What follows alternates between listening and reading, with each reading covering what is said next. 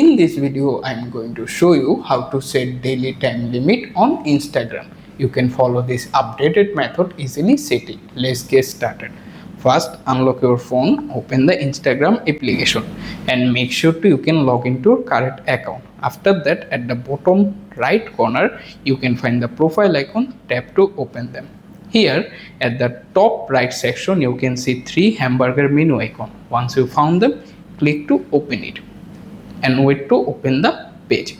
After the settings and activity page is open, scroll through slowly. Here you can find the time management option, tap on it to open them. Then scroll down again. This time you can find the daily limit or similar name, tap on it to open the page. If it turn off your phone, to turn it on, you can see basically few multiple options such as 15 minutes, 30 minutes, 45 minutes, 1 hour, 2 hours or off. Select the exact time if you want to set.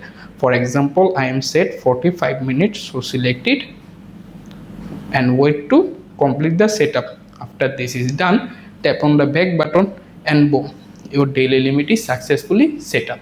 Thanks for watching. I hope this video will help you. Please subscribe to my channel. Goodbye.